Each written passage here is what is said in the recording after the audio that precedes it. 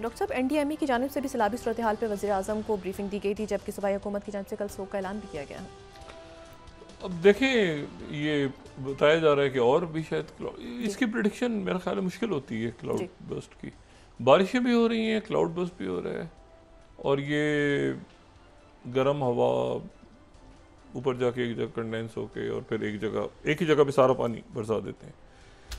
वो बहुत सारा पानी जो बहुत ज़्यादा इलाके में बरसना होता है वो एक ही जगह पे शॉर्ट टाइम के अंदर वो क्लाउड बर्स्ट हो जाता है। सही। और उसमें जो है वो यानी ये वो पानी होता है जिसको ज़्यादा बड़े इलाके में बरसना होता है, लेकिन वो एक ही जगह पे वो बादल के अंदर जो कंडेंस होकर, और पहाड़ी इलाकों में ज़्यादा प्रेडिक्शन इसकी मुश्किल है जी और अब यानी कोई ऐसा मेरे ख्याल से कोई शायद तरीका आया है कि कोई 20-25 मिनट पहले 30 मिनट पहले बताया जा सके, वार्न किया जा सके, लेकिन इसकी प्रेडिक्शन नहीं हो सकती। इससे क्लाइमेट चेंज से भी ताल्लुक़ कितना है ये भी एक सवालिया निशान है, लेकिन बहरहाल तबाही जो है ये बहुत हुई और बहुत दिलअफसरदा है। और मैं सोच रहा था कि इमदादी कार्रवाइयाँ अब देखें, यानी ऐसा लगता है जैसे बंद टूट गया है कहीं से कहीं पे, लेकिन ये जो है ये बारिश का पानी है, तो ये बड़े दर्दनाक और अफसोसनाक ये मनाजिर हैं। और उसमें जो है अब देखें ये किस तरह क्योंकि कह रहे हैं कि और बारिशें भी होनी है, तो बारिश होना इशू नहीं है, क्लाउड बर्स्ट जो है ना ये तो एक बिल्कुल ही अलग फिनोमिना है, तो बस अल्लाह अपना करम करे।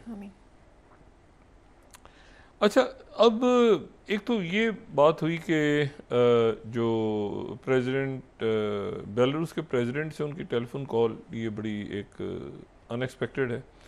दूसरी आर्कटिक के ऊपर क्या बात होती है, तीसरा रेयर अर्थ मिनरल्स के ऊपर क्या बात होती है, और वो बात भी अब हर तरफ डिस्कस हो रही है कि रेयर अर्थ मिनरल्स की। अच्छा, वहाँ के जो गवर्नर हैं अलास्का के, उन्होंने आज ये बात की है, वहाँ पे अलास्का का जो लोकल मीडिया है तो वो वहाँ पे ये बता रहा है कि वहाँ पे जो उनके गवर्नर हैं, सुलेमान उनका नाम है, रिपब्लिकन है वो, तो उन्होंने ये 6 में अलास्का न्यूज़ सोर्स ये कोट कर रहा हूँ, ये Trump Putin summit Sullivan respond to report Alaska rare minerals could be use at bargaining chip. तो वो कह रहे हैं कि मिनरल्स हैं हमारे पास, लेकिन ये प्रेसिडेंट का इख्तियार है। ये चूँकि खुद रिपब्लिकन है तो इसलिए इन्होंने वो प्रेसिडेंट में बात कर दी है, और ये उन्होंने कहा कि ठीक है, ये हो सकता है आगे बात अगर अमन आता है तो कोई उनको इतराज़ नहीं होगा, वगैरह वगैरह वगैरह। अच्छा, इसी दौरान जो है वो एक जो ख़बर है वो साहिल के इलाकों से आ रही है, और साहिल के जो इलाके हैं अफ्रीका में वो जो है वो बुर्किना फासो, माली और नाइजर। अच्छा, तो जो माली है ये हम काफ़ी डिटेल में डिस्कस कर चुके हैं, साहिल के जो इलाके हैं और साहिल की जो पूरी पट्टी है ममालिक की, और जिसमें मौरितानिया से शुरू करें, फिर माली आता है, फिर नाइजर है, फिर चाड है, फिर सूडान है, फिर नाइजीरिया है, और फिर बीच में बुर्किना फासो है। और ये वो इलाके हैं जहाँ से जो फ्रेंच कॉलोनीज थी और जहाँ से पिछले चंद सालों में फ्रांस की मिलिट्री बेसिस को निकाला गया है। वहाँ पे मुल्क ये कू बेल्ट भी कहते हैं इसको, यहाँ बगावतें हुई हैं, और उसके नतीजे में ये कतार दर कतार सारे मुल्क जो हैं इन्होंने फ्रांस को यहाँ से निकाल दी, और ये बड़ा फ्रांस के ऊपर डिपेंड अमेरिकन कर रहे थे कि फ्रांस की बेसिस हैं अफ्रीका में, तो यहाँ पे निकाल दी उन्होंने। अच्छा, अब एक जो ख़बर है वो आ रही है कि माली में बगावत की कोशिश हुई है, और वो जो बगावत की कोशिश हुई है माली में, तो वहाँ पर एक कू का जो प्लॉट है वो वहाँ पर, ये मैं बीबीसी को कोट कर रहा हूँ, और 21 और 22 गार्डियन को भी, माली जनता arrest generals and French national over alleged coup plot, और सस्पेक्टेड, बीबीसी कह रहा है कि suspected French spy arrested in Mali coup plot. अच्छा, ये जो है ना ये शायद मतलब बज़ाहिर तो ख़बर जो है ये लग रही है कि भाई ठीक है, माली में यहाँ तो बगावतें होती रहती हैं, ये तो होती रहती हैं ना माली में, तो बस शाम कोई ना कोई, ये माली और अफ्रीका में तो मतलब होता ही चलता रहता है, ये नॉर्म है, वहाँ पे बगावत हो जाए, फिर बगावत के ऊपर बगावत हो जाए, फिर बगावत होती रहती हैं बगावतें। तो लेकिन ये है कि ये जो बगावत है, ये बगावत इसकी जो टाइमिंग्स हैं बगावत की, और उसमें फ्रेंच नेशनल को पकड़ा है, वो थोड़ा सा मेरे लिए इसलिए जो है उसमें एक इंटरेस्ट की वजह ये है कि बुर्किना फासो और माली और नाइजर, ये तीनों मुल्क जो हैं, बुर्किना फासो, माली और नाइजर, ये जो 3 मुल्क हैं, इन मुल्क के जो आर्मी चीफ्स हैं वो मॉस्को में थे। और मॉस्को में, अच्छा ये मैं बहुत पहले बात कर चुका हूँ कि ये यहाँ पे अफ्रीकन कोर जो वेस्टर्न है और उधर से उनके वैगनर ग्रुप, और ये पूरा अफ्रीका के अंदर एक जो है ये एक लंबा खेल है। तो यहाँ पे आरटी को मैं कोट कर रहा हूँ कि मॉस्को ने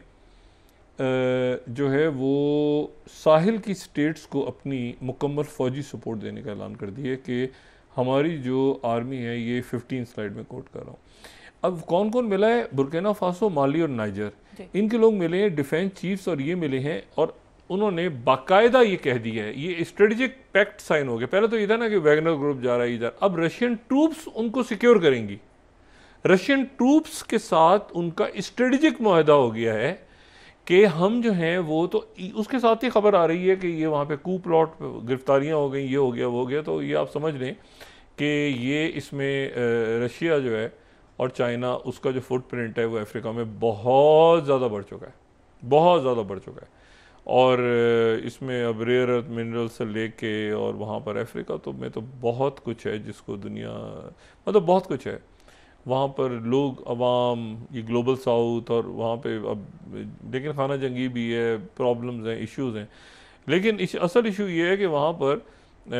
जो एक तो बगावत की कोशिश तो नाकाम हुई है, लेकिन उसके साथ ही ये उसके बाद नाकाम हुई है, इससे पहले जो है वो उन्होंने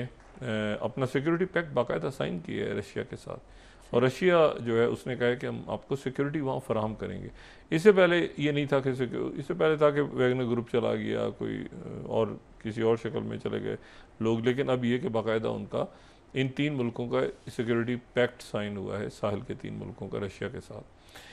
अच्छा, इसमें फिर उसके बाद जो है वो अब गज़ा जो है वो वहाँ पे जैसे 2 है ना, एक तो ट्रक्स जा रहे हैं और एक एयर ड्रॉप हो रहा है। अच्छा, एयर ड्रॉप तो बेकार है क्योंकि वो ऊपर से फेंकते। अच्छा, ट्रक जा रहे हैं, और ट्रक जा रहे हैं तो आगे तक जा नहीं सकते क्योंकि ये रास्ते में तबाही और मलबा और ये सारा, और सड़कें टूटी हुई हैं, और वो आगे तक आने भी नहीं दे रहे फ़लस्तीनी और हमास के लोग जो हैं कि ये ट्रक्स में कौन है, चेकिंग कौन कर रहा है। तो एक खास जगह पे वो ट्रक रुक जाते हैं, फिर लोग यहाँ से उतर के सामान को जहाँ तक लेके जा सकते हैं ले जाते हैं। मलबा है, सड़कें टूटी हुई हैं, आगे जो है शुमाली इलाका, वहाँ पे एयर ड्रॉप्स हो रही हैं। लेकिन अब एक तो इशू, एक बात ये ज़हन में रखें, आज गज़ा का जो टेम्परेचर था वो तकरीबन 50 डिग्री था। हीट वेव है, गज़ा में हीट वेव आ गई है। इन्फेक्शन, बीमारियाँ, वो मल्टी ड्रग रेजिस्टेंट इन्फेक्शंस, बीमारियाँ, ज़ख़म, भूख, अफलास, पानी नहीं है, और वहाँ पर जो है वो हीट स्ट्रोक है। हीट स्ट्रोक से मुराद ये कि टेम्परेचर जो है वो 50 के करीब है, 48, 49, 52 ये टेम्परेचर चल रहा है वहाँ पे गज़ा में। शदीद शदीद अब गर्मी, अब बस समझ सकते हैं कि क्या हालत होगी वहाँ पे लोगों की, और बीमारियाँ फैल रही हैं और ये सारा। और इस दौरान जो उनका ये मैंने आपसे कहा ना, ये कॉम्प्रिहेंसिव एक एग्रीमेंट हो रहा है कि जिसमें एक ही ये डेविड बार्निया बैठा हुआ है इधर, इनका मोसाद चीफ कतर में गालिबन, उधर फाइनल हो रही हैं चीज़ें। और लेकिन ये कि कैदियों का तबादला कैसे होगा। तो एक वो जो उनका इंतहा पसंद जो वज़ीर है बेन गवीर, वो आज एक जेल में घुस गया,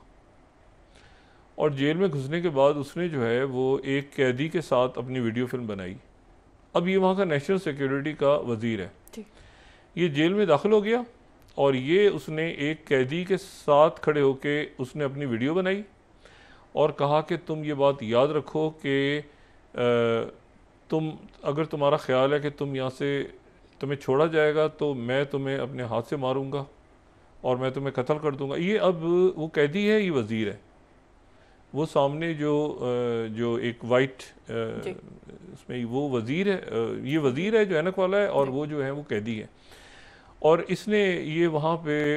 ये फोर्स के साथ दाखिल हुआ है जेल के अंदर, और उसके बाद इसने कैदी को कहा कि मैं तुम्हें अपने हाथों से मारूंगा, और तुम्हारा ख्याल है कि तुम जो वो कोई बहुत बड़ी चीज़ हो, और अपने हाथों से तुम्हें मैं यहाँ पे मार कर। और उसके बाद ये वीडियो जो है इसने ये वीडियो जारी कर दी है। ये जो कैदी हमें नज़र आ रहा है सामने, ये है मरवान बरगोती। ये है मरवान बरगोती जो कि हमास की तरफ से जो लिस्ट है उसमें जिनका पहला नंबर है। और ये मरवान बरगोती की पुरानी तस्वीर है जो कि फ़तह और फिर फ़तह के साथ जो तंजीम उनकी थी, उसका नाम तंजीम था, जो फ़तह की जो विंग था, तो उससे इनका ताल्लुक़ था। मरवान बरगोती को बहुत दिनों के बाद मैंने और दुनिया ने आज देखा है, ये मरवान बरगोती का सेल है। और उस सेल में ये बेन गविर जो है दाखिल होकर कह रहा है कि मैं तुम्हें अपने हाथों से मार दूंगा, और नारा लगाओ कि इसराइल जिंदाबाद। और वो आगे से जो है वो मरवान बरगोती, गालिबन उसकी आवाज़ म्यूट है, लेकिन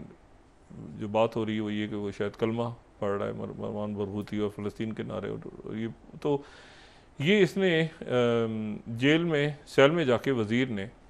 और साथ सिक्योरिटी फोर्सेस को ले जाके ये वहाँ पे गालियाँ दे रहा है, और ये जो है ये धमकियाँ दे रहा है, और कह रहा है कि मैं तुम्हें अपने हाथ से मार दूंगा। और फिर उसने ये वीडियो वहाँ से जारी की है, और ये उस वक्त जारी की है जब ये एक ही वक्त में सारे कैदियों को रिहा करने की और सारी रमालियों को रिहा करने की बात हो रही है। कभी कहता है ग्रेटर इसराइल, कल इसने ग्रेटर इसराइल की बात की थी, आज ये मरवान बरगोती के। और मैं इसको मरवान बरगोती को लोगों ने बहुत सालों के बाद देखा है, मरवान बरगोती को। ये 2004 से मरवान बरगोती जो हैं ये कैद में है, और ये जो है इनको फ़लस्तीन में मंडेला भी कहा जाता है, और ये बहुत पॉपुलर है। और बहरहाल, लेकिन मुझे जो इसमें एक बात बड़ी अजब सी लगी कि एक दिन वो कहता है कि मैं E1 पे सेटलमेंट्स बनाऊंगा उस इलाके में जो कि मगरबी किनारे का इलाका है, ताकि हमेशा के लिए फ़लस्तीनी रियासत का तस्वुर ही ख़त्म हो जाए। एक दिन ये कहता है कि ग्रेटर इसराइल बनेगा, एक दिन ये कहता है, एक दिन आज कुछ भी नहीं था तो ये सेल में दाखिल हो गया, और कभी ये मस्जिद अक्सा की आगे वीडियो खड़ा होकर बनवा रहा होता है। तो ये जो है ये वहाँ पर शदीद, अभी मेरा ख्याल भी और कुछ इतला भी है कि प्रेसिडेंट ट्रंप की दोबारा बात हुई है ये कतर में कि क्या मामला चल रहे हैं आगे, क्योंकि वो प्यूटिन के साथ जो गुफ्तगू होनी है उसमें इसराइल भी और गज़ा भी डिस्कस होगा। और प्रेसिडेंट प्यूटिन जो है वो 2 दफ़ा नेतन्याहू से उनकी बात हो चुकी है। तो ये जो है अब एक ऐसी सिचुएशन बनी हुई है जिसमें कोई ना कोई अपडेट उनकी तरफ से, क्योंकि अगर वो दोनों मीडिया को फेस करते हैं, फ़र्ज़ करें दोनों मीडिया में आ जाते हैं, मीडिया की तैयारी है ना वहाँ पे, मीडिया में आते हैं दोनों, तो ये आप भूल जाएँ कि वहाँ गज़ा की बात नहीं होगी। मीडिया जो है वहाँ पे गज़ा की बात नहीं करेगा, और लाजम पूछेगा कि गज़ा पे आपकी क्या पॉलिसी, गज़ा का सीज़फायर कब हो रहा है, या ये यूक्रेन का तो चलें जो होना है सो होना है, वो आप दावत वहाँ पे जाएंगे, खाएंगे, क्या करेंगे, लकाशंको से बात आपकी हो गई, सब कुछ हो गया। ये गज़ा का कत्लेआम कब ख़त्म होने जा रहा है। तो प्रेस कॉन्फ्रेंस दोनों की है इकट्ठी, प्लान जो है वो दोनों का इकट्ठा है, और ये तो बहुत ही बुरी सूरत हाल हो जाएगी कि अगर वो पता चला कि वो दोनों अलग अलग उठ के चले गए, और इसके इम्कानात नहीं है। तभी तो ये मतलब जो तैयारी है उसमें ये इम्कानात रूल आउट मैं नहीं कर सकता कि वो पता चला कि प्रेस कॉन्फ्रेंस ना हुई और ट्रंप अलग बोल रहे हैं। ट्रंप ने कहा है कि मैं अलग, अगर मीटिंग ख़राब हो गई तो मैं अलग मीडिया से बात करूँगा, तो मीडिया अलर्ट रहे। लेकिन ये है कि ये मेरा नहीं ख्याल कि ये महफिल होने को हो भी सकती है मीटिंग नाकाम, लेकिन अगर मीटिंग ये नाकाम हो जाती है तो उसके नतीजे में फिर सारा सब कुछ, क्योंकि फिर सैंक्शंस लगेंगी रशिया मज़ीद, तो उन्होंने कहा है कि मैं मज़ीद सैंक्शंस लगाऊंगा। अच्छा, ये फिर प्रेसिडेंट ट्रंप का जो एक जो पीस का है ना 24 दिनों में और इतने दिनों में गज़ा को करवाना, ये फिर ये सारा का सारा ब्लो अप हो जाएगा, पूरा का पूरा, क्योंकि गज़ा तो बिल्कुल मख्तल बना हुआ है, उधर वो यूक्रेन भी नहीं हो सका, ये भी नहीं हो सका। तो प्रेसिडेंट ट्रंप जो है वो उन्होंने सीज़फायर करवाना, उनको पता है EU जो है वो, और नेटो और EU वही सब कायल हो गए हैं, मतलब ये ज़हनी तौर पे भी तैयार हो गए हैं। और सारे 2 लाख लोग, मैं बस ऐसे 2 लाख यूक्रेनियंस अमेरिका से डिपोर्ट होने जा रहे हैं, जो जंग के दिनों में अमेरिका आ गए थे और जिनका ख्याल था कि उनको प्रेसिडेंट बाइडेन ने कहा था कि वहाँ जंग से आप मुतासर हैं तो आप अमेरिका आ जाएं, उनको प्रेसिडेंट ट्रम्प 2 लाख यूक्रेनियंस को वापस यूक्रेन भेजने जा रहे हैं, सही, जो उनका डिपोटेशन प्लान है। तो ये सारी चीज़ें आपस में मरबूत हैं। देखते हैं कि अगले 8-10 घंटों में क्या चीज़ हमारे सामने आती है। प्रेस कॉन्फ्रेंस दोनों कैसे करते हैं, क्या नाकाम हो जाती है मीटिंग और अकेले ट्रंप आते हैं सामने, ये बहुत कुछ है। और उनसे यकीनन रेयर अर्थ मिनरल पे सवाल होगा, आर्कटिक पे सवाल होगा, गज़ा पे सवाल होगा, चाइना पे सवाल होगा। एक बात फाइनल, आसियान के ममालिक के जो सरबराहान है वो शरीक हो रहे हैं। 3 सितंबर को जो ग्रैंड परेड हो रही है, विक्ट्री परेड चाइना में हो रही है, उसमें Indonesia, Malaysia, Vietnam, Laos, Cambodia और म्यांमार, इन सब के जो सरबराहान हैं आसियान ममालिक के, उन सब को दावत दी है प्रीमियर शी जिनपिंग ने कि आप ये जो विक्ट्री परेड है 3 सितंबर की, उसमें आसियान के ममालिक सारे, उनको दावत दी गई है वहाँ का। अब आसियान के सारे ममालिक वहाँ पे होंगे और सामने जापान की डिफीट सेलिब्रेट कर रहे होंगे। तो ये एक बड़ी और जापान जिसको रगड़ा लगा दी है, टैरिफ्स का रगड़ा, यानी 2 इत्तेहादियों को लगा हुआ है ना, साउथ अमेरिका के, जापान और इंडिया दोनों को लगा हुआ है ना। तो वो एक अजीब सी सूरत हाल है, लेकिन अभी काफ़ी दिन है। तो और इसमें अगले चंद घंटे जो हैं ये काफ़ी इंपॉर्टेंट है। तो कल तक देखें कि क्या वहाँ से खबरें आती हैं और किस तरह प्रेस कॉन्फ्रेंस होती है, बात करेंगे जी।